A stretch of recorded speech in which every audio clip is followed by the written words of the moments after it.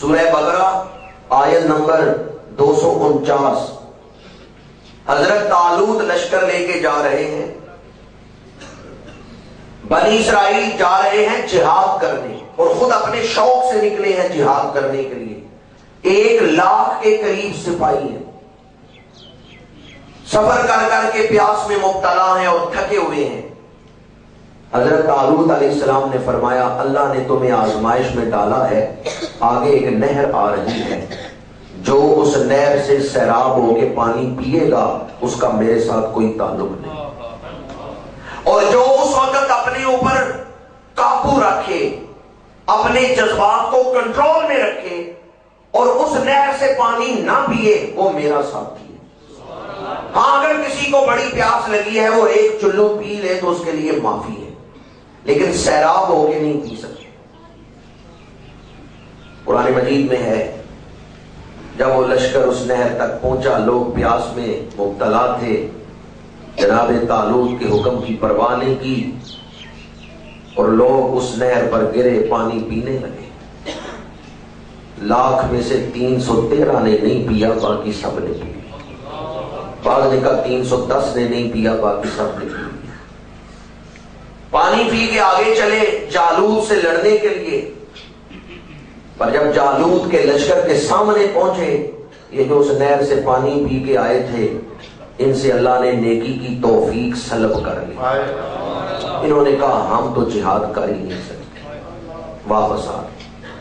مفسرین کہتے ہیں گناہ کا ایک اثر یہ ہے کہ نیکی کی توفیق سلب ہو جاتی،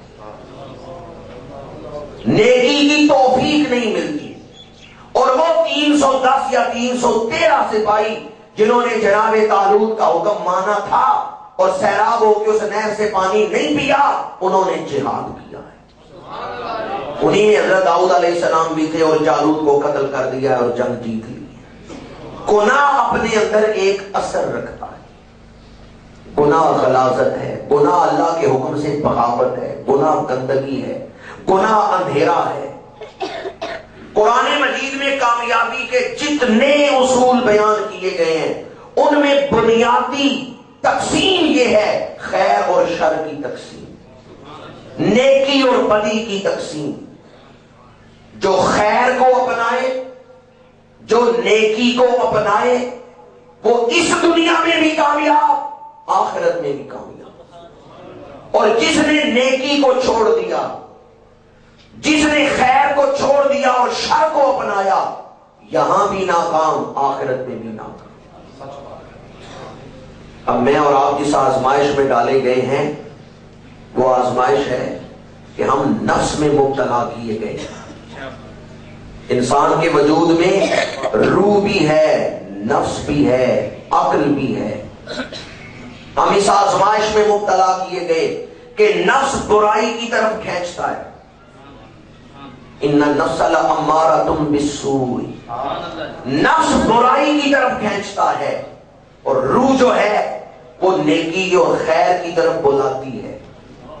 جس نے اپنے روح کی بات مانی، نیکی کی طرف آیا، وہ کامیاب ہو گیا، اور جس نے اپنے نفس کی بات مانی، لذت کو ہی، وقتی گناہ کی لذت کو ہی سب کچھ سمجھ لیا اور نفس کے کہنے پہ گناہوں میں مبتلا ہو گیا، دنیا میں بھی ناکام ہے، آخرت میں بھی ناکام۔